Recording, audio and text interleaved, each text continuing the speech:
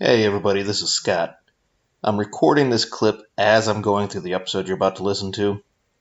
It appears Darby forgot that microphones pick up sounds other than just voices, so you're going to hear him fidgeting or playing with something through a decent part of this episode.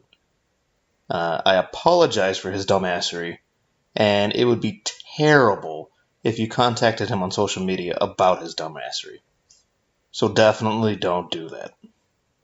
Anyways, enjoy the episode.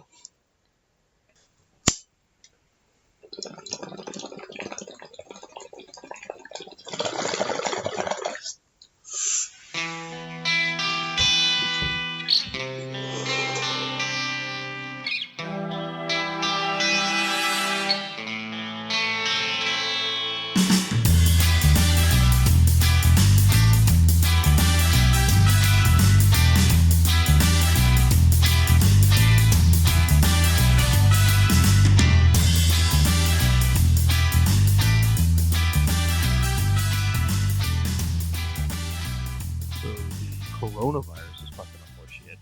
The coronavirus. Did you know that the sun has a corona? That's what Don't that's most stars do. yeah, they do. The outer layer is called. It's the plasma. Well, it's partially plasma. Anyway, it's the halo. It's the outer layer. And if you've seen pictures of the coronavirus, it kind of looks like a sun, just like a weirdly black hole sun, fucking shit.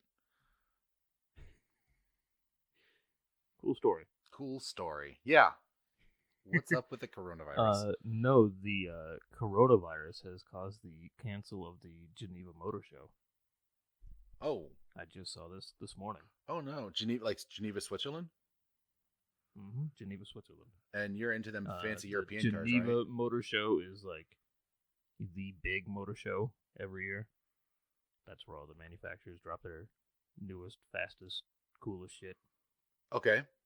That sucks. Did they cancel or did they just postpone? They have canceled it. I got a snippet here from AutoWeek.com. Geneva Motor Show organizers said the event has been canceled after Switzerland's federal health minister announced events involving more than 1,000 people were prohibitive, effective immediately, and would stay in place until at least March 15th. Organizers said the show will not be held at a later date because it's too big and not feasible. This was set to start Tuesday, March 3rd. So yesterday, if you're listening to this on release day.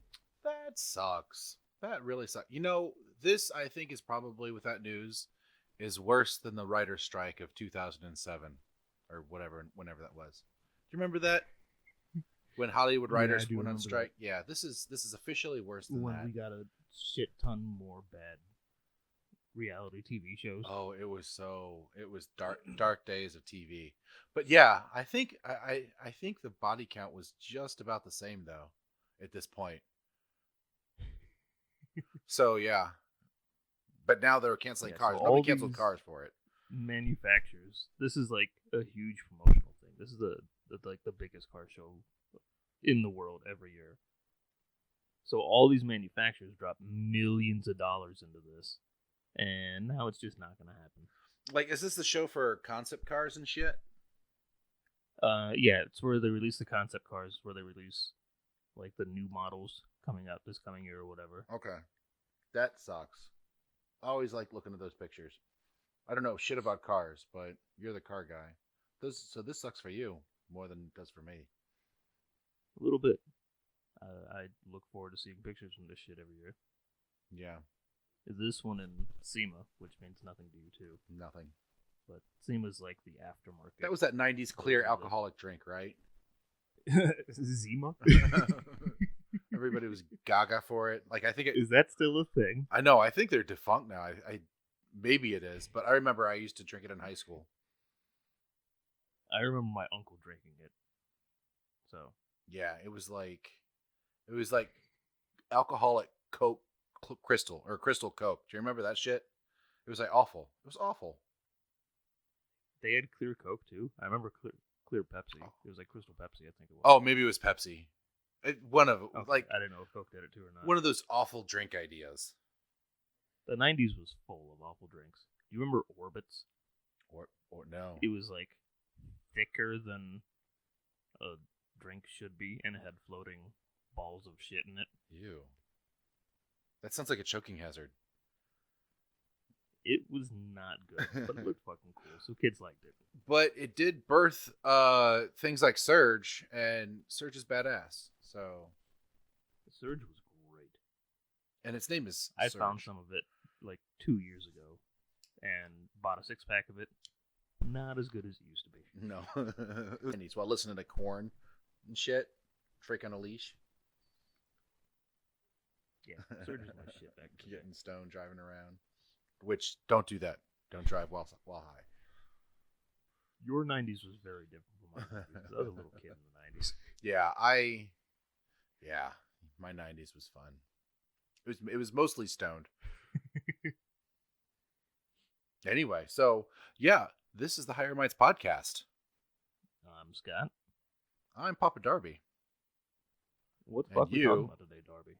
What are we talking about? So recently, Darby, who speaks in the third person, went to Roanoke Island in North Carolina, which is about 2 hours east of where I am right now, and visited tried to get information about the lost colony of Roanoke back in 15 something or other. I have the dates here, but right now I'm not going to tell you because I don't want to spoil it, because the dates themselves are pretty suspenseful. And what did you learn from going to a place where there were people at 300 years ago? So there was things that I learned that was unexpected. And I guess I'll just say right off the top. There wasn't anything more than I could have looked up on the internet, which I did, and learned more than I did when I went out there. But it does give you a nice setting, and it's kind of nice that it's as undeveloped as humans will allow it to be. And so it's kind of nice to put yourself in the natural atmosphere of what it kind of would have been like for them when they were there. And I always like doing that's nice. But it's also revealed how fucking whitewashed and dramatized this situation actually is. Like, the fucking the drama for the tourist industry and the politicization, I don't know if I'm saying that right, of this entire story is a little sickening. And that's another thing I learned. But it was gorgeous. It was very pretty. I got some good pictures. I'm sure you saw them. Yeah, I saw them. They're posted on trees and grass and shit. Yeah, and shoreline. It was nice. It's an island. And you can see them on Twitter, and Facebook. We do that at the end. It's funny because it's a recurring thing. Anyway, Can you not see them on Instagram?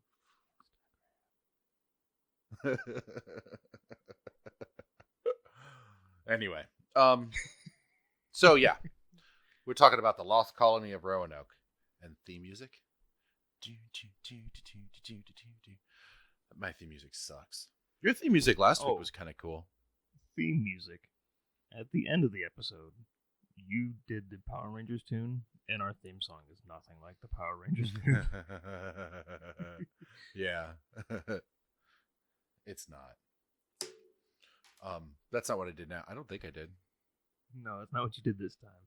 But last time you definitely did the Power Rangers tune, and that is not our theme song at all.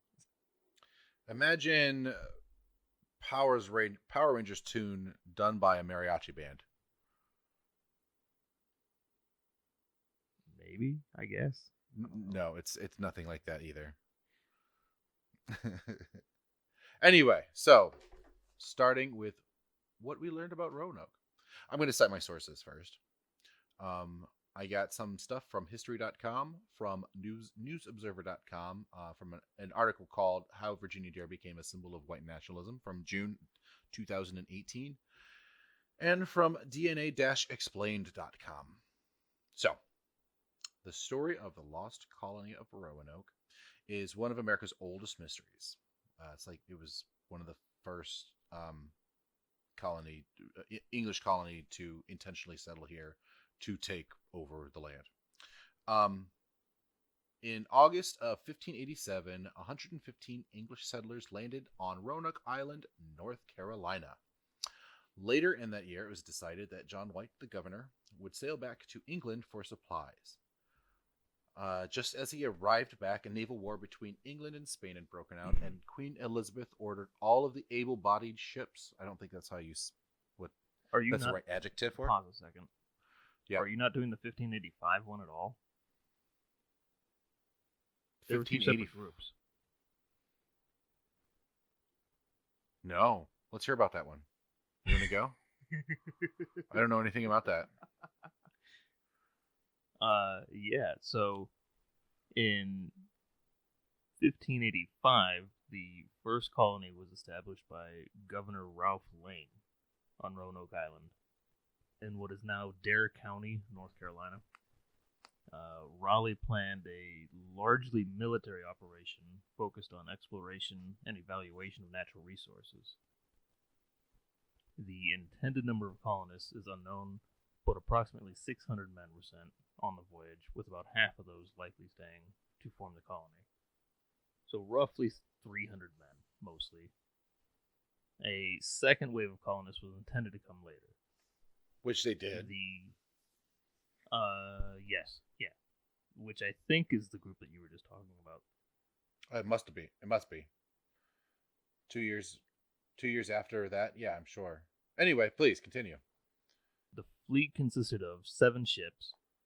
On April the 9th, 1585, the fleet left Plymouth, heading south through the Bay of Biscay. A storm off the coast of Portugal separated the ships, sank at least one of them. There was at least a backup plan should they get separated. They were supposed to meet in the bay off the southern coast of Puerto Rico. The first ship made it to the rendezvous point on May the 11th, after about a month at sea. The next ship came in around the 19th.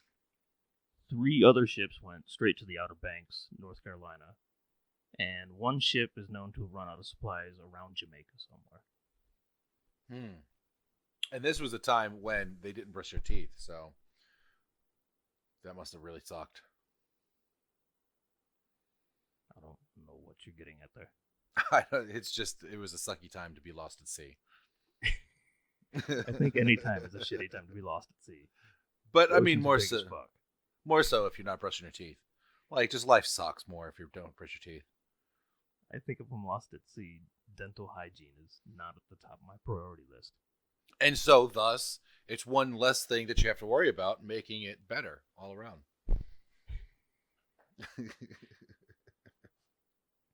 Anyway, so, okay. So, out of these 7 ships that initially left, about 100 colonists were left, while the ships returned to England for more supplies and people. Lane's colony was troubled by lack of supplies and bad relations with local Native Americans, while awaiting a delayed supply mission by Richard Greenville. Lane decided to abandon the colony and return to England with Francis Drake in 1586. And you know why they had bad relations with the natives, right? Why? Because these were surly English sailors who were made more surly because they didn't brush their teeth, and so it just pissed the natives off. They were very much assholes. If they just had toothbrushes, it'd be much better. I mean, if we're being honest, they're English. They're not known for having the best dental hygiene at all. And I mean, I've known a few English people, and yeah, I don't know. They were lovely people. I don't know. I mean, I think that's super fun. Austin Powers tooth stereotype thing is a thing for a reason. Yeah. Stereotype starts somewhere. And that combined with being a sailor just makes them just unpleasant people to be around. So anyway, Lane decided to abandon the colony and return to England with Francis Drake in 1586. Greenville arrived just 2 weeks later and left a small detachment to protect Raleigh's claim. So they passed each other in the ocean somewhere, 2 weeks apart. Greenville conducted an extensive search and interrogated 3 natives, one of whom told them that the colonists evacuated. I'm wondering, because this was written as interrogated, I'm wondering how interrogatingly they interrogated these natives. Oh, God. I'm sure it was totally fucking medieval Saudi Arabian shit. I'm sure it's horrible. The fleet returned to England, leaving behind a small detachment of 15 men, who I'm sure were killed immediately as soon as those sails set over the horizon. Just killing people.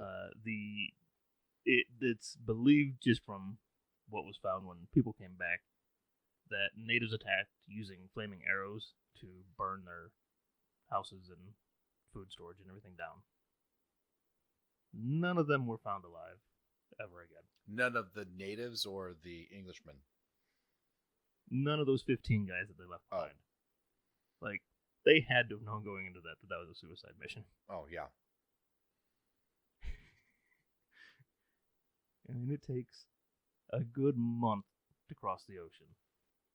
That's 2 months at the very quickest for a resupply. You're not making it 2 months. 15 people. No. So, when was that? Was that the end of that? Yeah, that was the end of the first try at making a colony here. Okay. That was the 1585 colony. Okay, so 2 years after that, getting back to the one that the legend is written of, because I don't think that's the same legend. Right. No, same location and everything, but that's not the quote-unquote lost colony. Okay. So in August of 1587, 115 English settlers landed on Roanoke Island in North Carolina. In that same year, it was decided that John White, the governor of the colony, would sail back to England for supplies. As he arrived back in England, a naval war broke out between England and Spain. Queen Elizabeth ordered all the ships to go to war against the Spanish Armada. That lasted 3 years for him, that service. So he was able to return 3 years later in 1590. When he left, he had left his wife and daughter. His daughter's name was Virginia Dare. She was the first English person born in the Americas, as legend goes. And it should be noted that these 115 people were families. They weren't military. No, like the first. Right. Colony. I mean, these were middle class Londoners, basically. Yeah, they were probably hardier and maybe a little more desperate than normal polite society English people. They were going, to start a colony. That's always hard. That always takes a certain amount of grit or desperation. Or it could be that they want to be landowners, and that's the easiest way to become a landowner, is to colonize it. One easiest way. England's a little tiny country. Yeah. But point being, you're right. These aren't military people. These are families with kids and shit.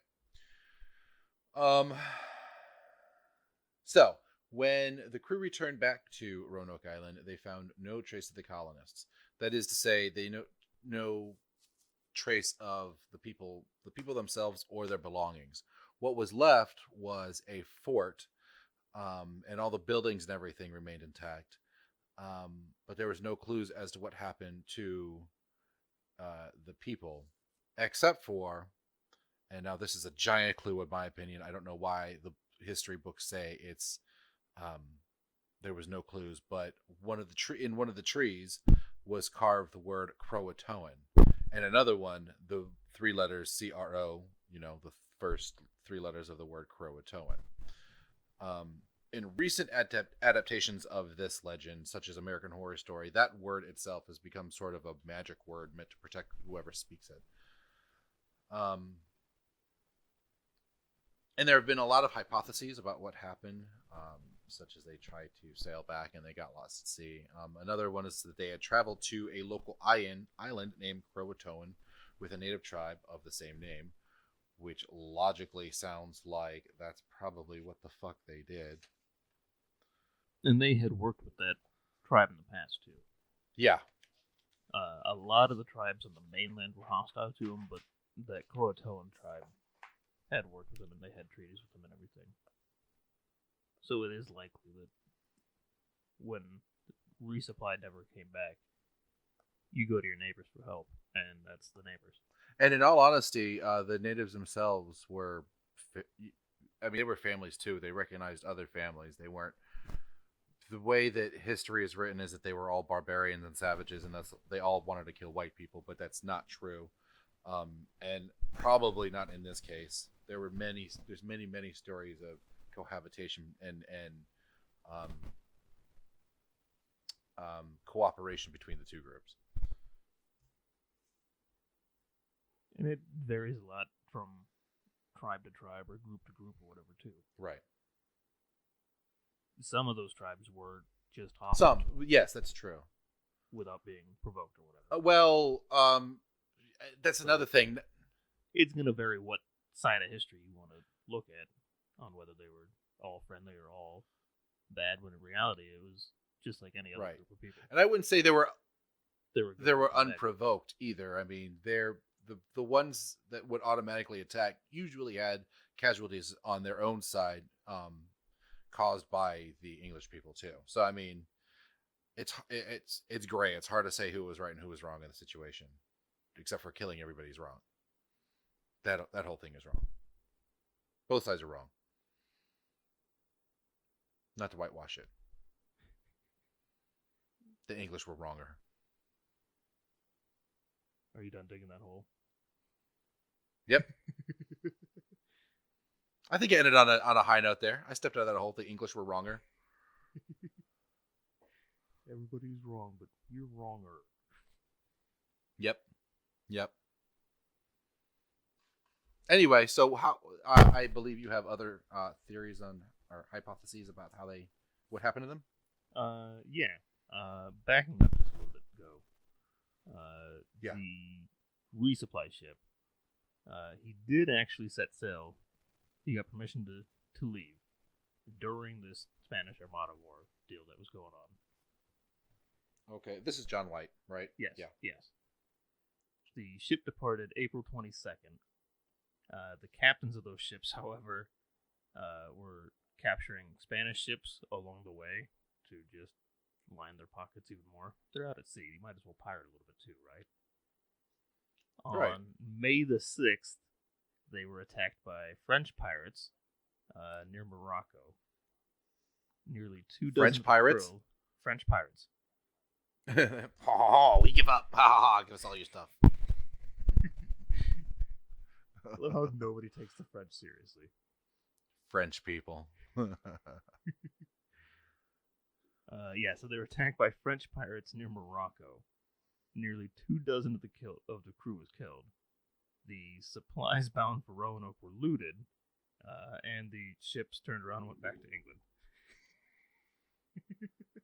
Fuck. So had they just sailed straight to the Americas and not been fucking around with looting Spanish ships, Roanoke might not have disappeared. Fucking historical karma. Fucking smacks you every single time. I believe in karma. Karma will get you, good or bad.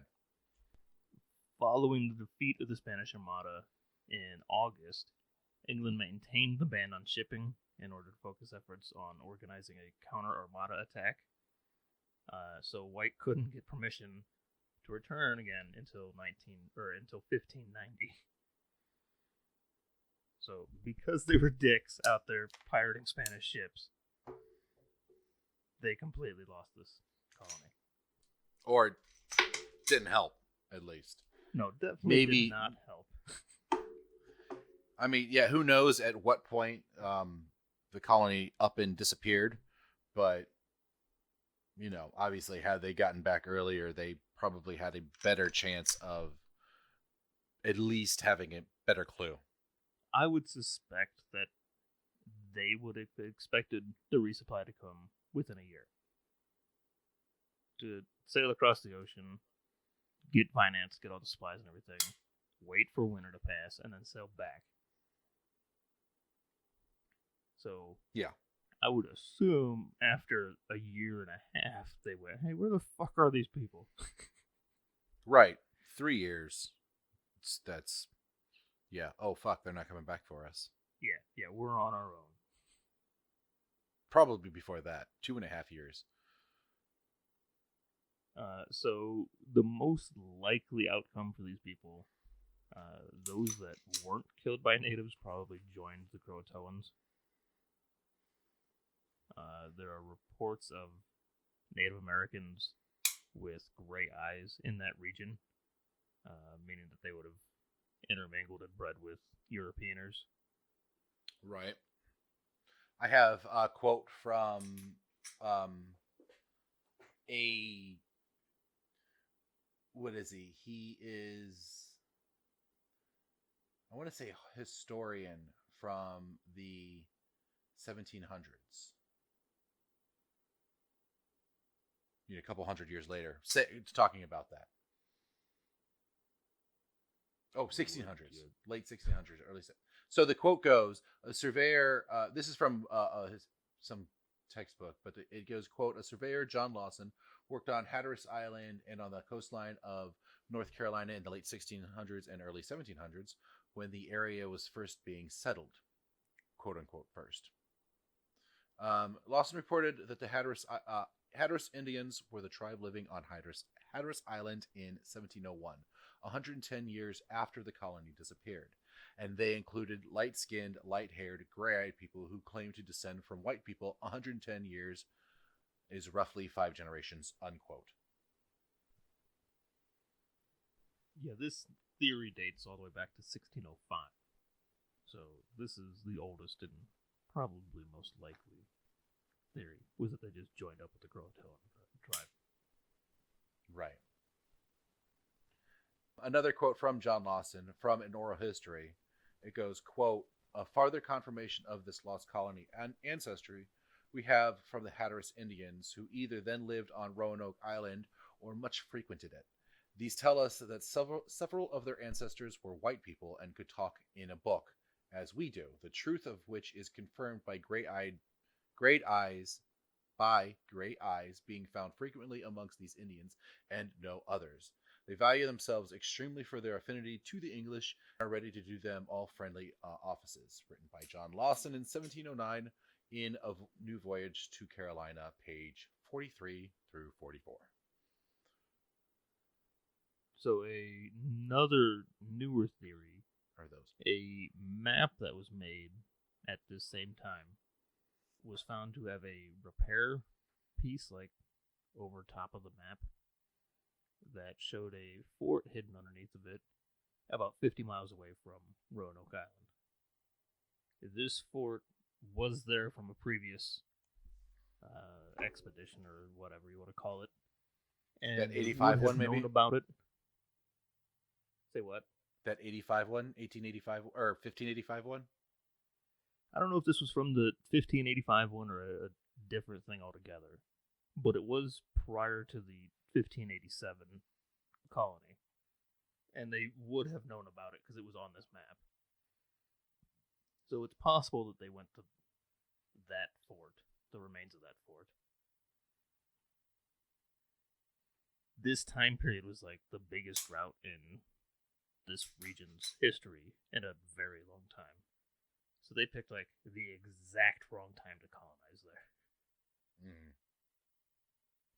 So it's likely they could have tried to go further inland away from the sea in search of more fresh water, I guess.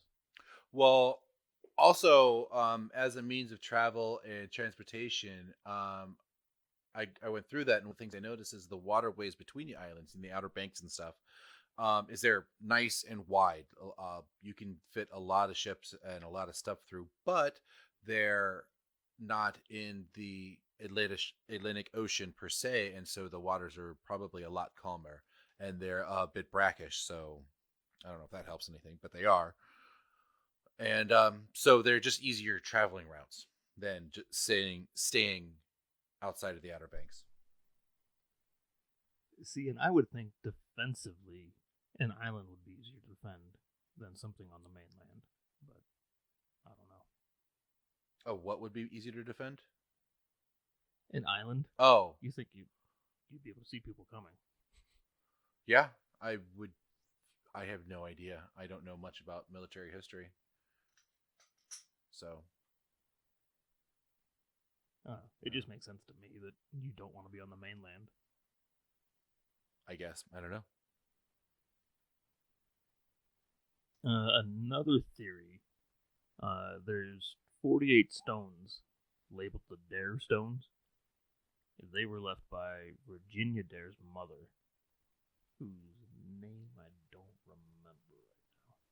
Started with an E? It's everybody call her mom. It's fine. She's cool with it. Eleanor Dare. Eleanor. So that's right. It did start with an E. I was thinking Emily, but I think that was right. Yeah, Eleanor Dare. Eleanor Dare. Allegedly carved these stones. They had anything from just her name and the year to this person died at this date and that person died at this date. And the first one was found in 1938.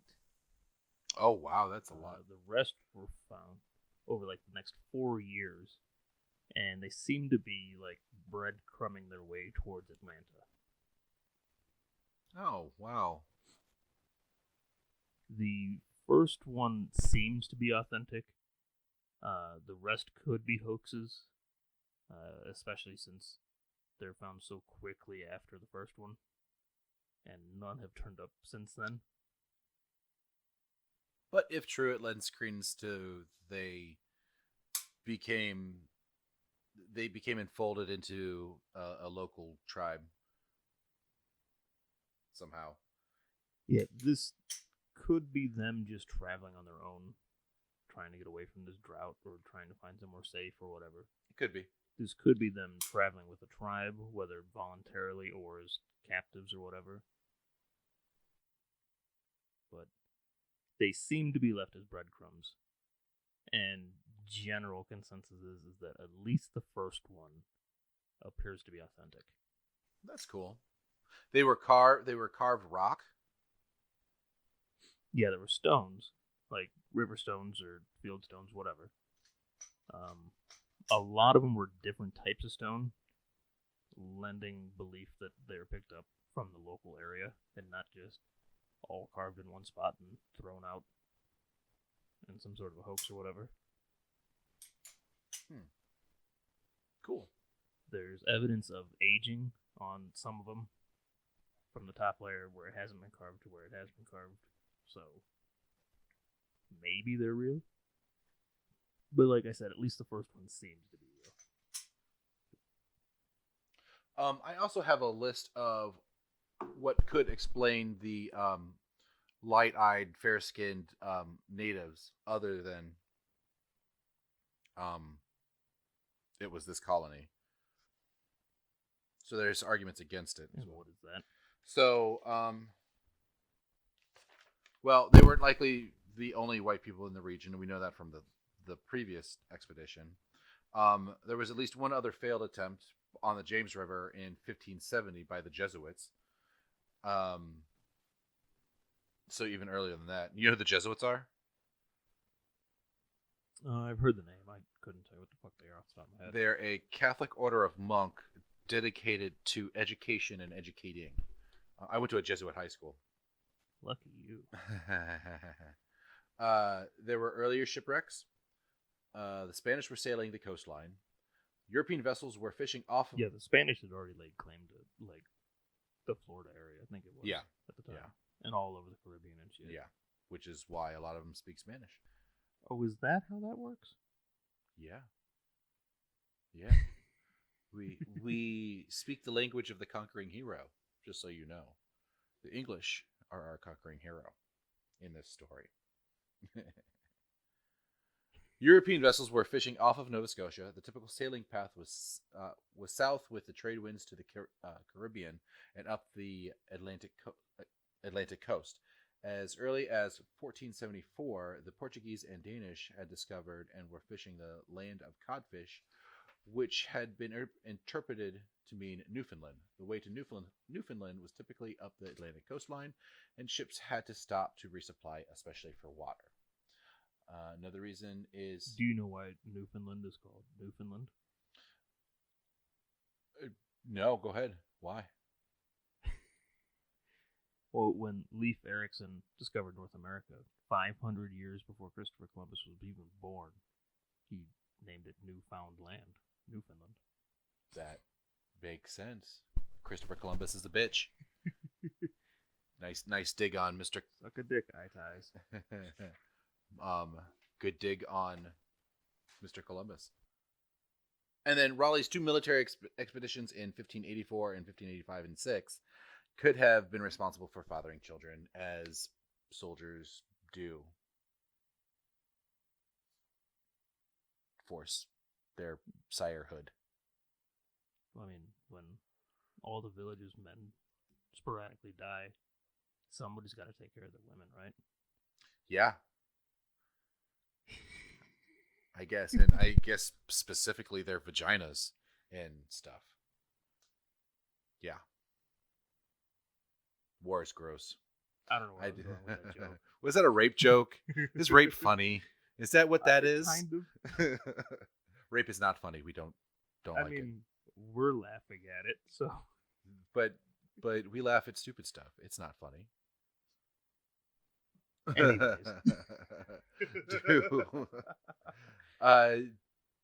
Do you have anything else on it? That was my theories. You covered a lot of what I covered with your 1587 spiel. That second colonization. Yeah. So, Virginia Dare. The first English person born in the Americas. Yep. She eventually became a white power icon, which I think is ironic as fuck, considering they probably married into and interbred with the local natives. At least that's what some of the stories say. And again, like a little kid born in a new colony when there's no food. I'm betting she didn't live very long. That's entirely possible too. And like we say typically on all of our episodes, is there is a lot to go into, and that's why I sourced it. And there's a lot of information about them and what happened and what I'm about to say. But yeah, there's a lot of good shit on YouTube about this subject too. I was watching old History Channel shit on there all morning. So again, this is a pretty topical retelling of a story and these theories. But anyway, so she Virginia Dare became a white power icon. For a long time after this, the story had been mostly forgotten. But in 1834, Harvard historian George Bancroft wrote a best-selling romantic mystery about the botched effort. In 1837, 3 years later, Eliza Lanesford Cushing coined the term lost colony in a magazine story about the fair-skinned Virginia dazzling the local barbarians with her beauty and skill. This spawned a literary genre which found popularity in 1830 when non-Englishmen were flooding Ellis Island, and race relations between the quote-unquote new Americans and the Native Americans were at an all-time low. This was about the time of Manifest Destiny and the Trail of Tears and shit. This was around the same time as Nat Turner when he led the famous slave rebellion. Her story eventually evolved into one about the plight of an innocent white girl wandering the dark forest among lusty savages, which spoke to Americans who were quote-unquote Americans who worried the British people. Sorry, let me try it again. This spoke to Americans who worried that people of British heritage were losing their grip on the young republic, meaning America. In quote unquote, in 1901, a best-selling poem about an evil Indian shaman. There was a best-selling poem about an evil shaman who turned her into a white doe, and who eventually dies to pave the way for English dominance of the savage continent. At the 1907 exposition celebrating Jamestown's 300th anniversary, this is in North Carolina, Virginia Dare was hailed in the North Carolina exhibit as that quote-unquote infant child of pure Caucasian blood, unquote, who launched the birth of a white race in the Western Hemisphere. And this quote comes out of what was that for that last? This one comes out of how the newsobserver.com, I think I quoted. Her birthday celebration at Roanoke Island became an annual ritual to reinforce Anglo-American power. At the 1910 gathering, North Carolina's Episcopal bishop urged the crowd to forget the idea that the lost colonists mixed with Native Americans rather than starve, which is what most historians today say was the most likely outcome. They would, he insisted, have endured a quote-unquote nobler fate, i.e. martyrdom, rather than choose survival with the barbarians. Which is probably not what happened, which is what makes her being a white nationalist icon ironic as fuck. I'm curious to see how loud that paper was on the microphone, because it was pretty loud on the phone. Yeah, it was actually under the phone, or like right close to the phone. So it wasn't close to the mic. You'll hear it on the mic. I don't know. We'll see. You Paper. Paper. Fucking boomers.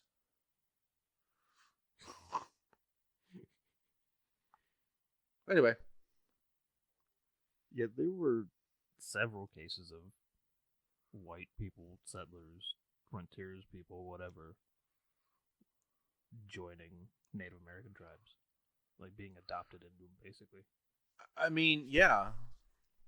Olive Oatman. Does that Whom? one mean anything to you? No. Olive Oatman?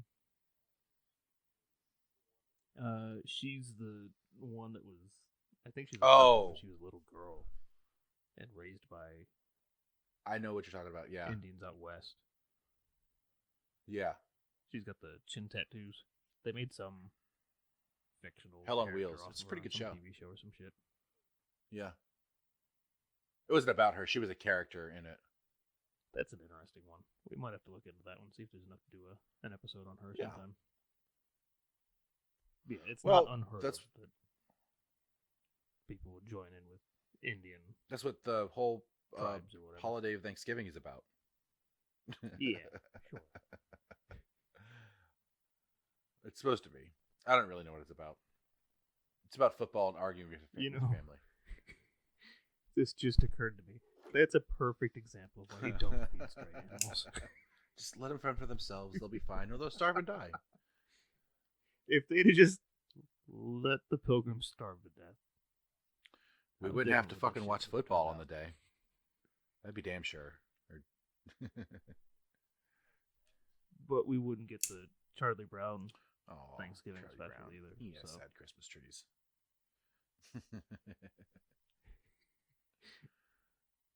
Anyway, so yeah, that's what I got on the subject. Yeah, that's the lost colony of Roanoke. Visiting there was less helpful than I thought. Yeah, there is a ton of shit on YouTube if you want to go watch. Yeah, there's a lot, but a lot of it is propaganda, tourist shit, legend, over sensationalized, and the real story isn't atypical. I mean, it's the same type of story that happens to colonies all the time, or used to at least. Yeah, there's not really any colonization going on anymore that I'm aware of. Not yet. We got the moon, we got Mars, we got Europa. Are they seriously thinking about sending people to Europa now too? Eventually, sure. Let's America the fuck up. You just threw that in with the moon and Mars, and I thought that was something that was closely following. I was like, I haven't heard shit about that. Oh no! Eventually, we're gonna try to. We'll have to get to the moon first. We'll have to colonize the moon first, and then Mars. But the moon will be more like a military colony rather than like a family colony because there's not many to be had on the moon. Mars, on the other hand, probably has a lot of resources underground. Do you think we've been on the moon before? Do you think the Apollo missions actually happened? You mean? Oh, yeah, sure. Yes, okay. I do. I'm still not positive where I fall on that at. Yeah. No, I've heard the arguments, and I get the arguments. The argument that it throws me off is it would have been harder to fake it than it would have been to actually do it. How the fuck is that even possible? Yeah, that doesn't... I don't... Yeah, I don't get that argument. Especially when shit like 2001 Space Odyssey came out a few years prior to that. You think with a bigger government budget, that couldn't have been faked? 2001 Space Odyssey came out before 69? Yeah. That was like... I thought it was in the late 70s. 65, 67? When was that? To the interwebs. I thought that, in fact, the Space Odyssey was a nod to the landing that he 2001 had Space previously. Odyssey, 1968, according to IMDb. Oh, so a year before. I was thinking it was longer before that, but yeah, it was still before. Well, yeah. I mean, wow, okay. I thought it was a 70s movie. When was Apollo 11? Well, fuck. I don't know. It's Apollo 11? That's the moon one? July of 69. Yeah, that was 69. Yeah. I watched... Did you watch the Challenger? Were you alive when the Challenger happened? I don't think so. I think that was mid-80s. Okay. Yeah, that was 85. I remember watching that on TV. By comparison, my mom graduated high school in 85. I was in kindergarten that year. I had afternoon kindergarten. Or morning kindergarten. One of the two. I forget. No, I remember for some reason I was home and watching TV when they did the very last NASA shuttle launch, and I watched that. I don't even know what the fuck I was doing. I was flipping through the channels and happened to fucking find that. It was probably in the last 10 years or so. Yeah, that was recent. Anyway.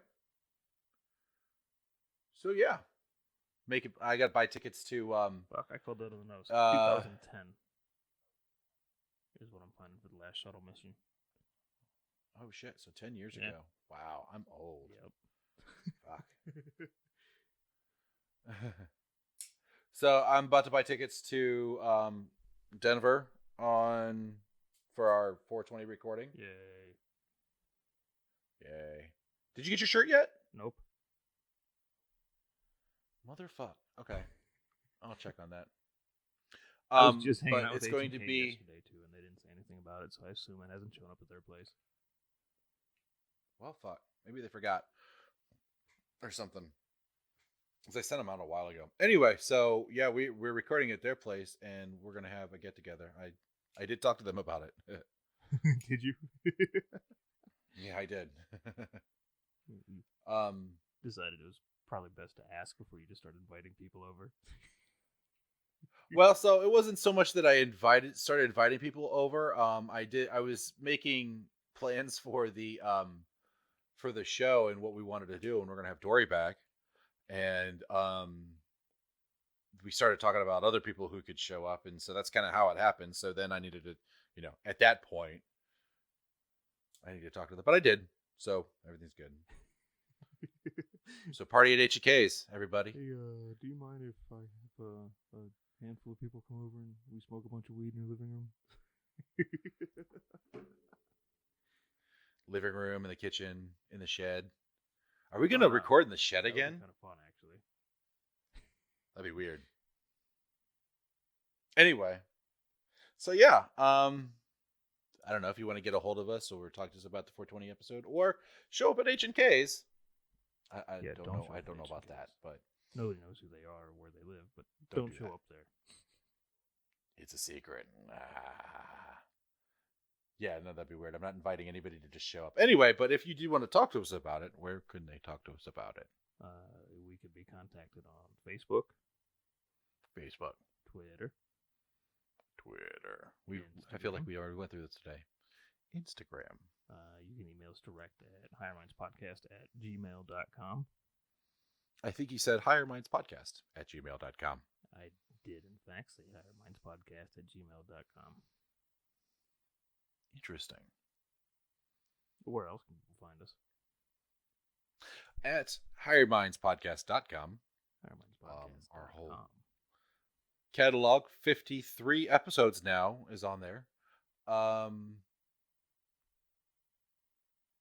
Where I think you named everything, right? Oh, we're on iTunes and SoundCloud. Yeah, we're pretty much everywhere.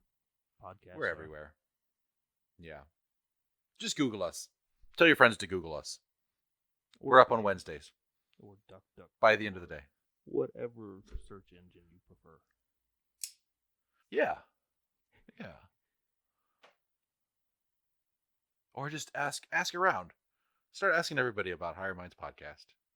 Is Ask Jeeves still a thing? Could you ask Jeeves where to find us at? Rename There your were Siri so many Jeeves, search engines and then you can. Fucking 20 years ago. There were. I'm surprised that there's more than one now. It's kind of weird. I mean, for the most part, it's Google, with Bing bringing up probably a very distant second. Yeah. I remember using DOS, though. I don't think I could search on DOS. So I had a friend talk about looking stuff up online, and she started talking about looking stuff up on Black Amazon. I'm like, what the fuck are you talking about, Black Amazon? This is a white lady. And what she meant to say was the fucking dark web.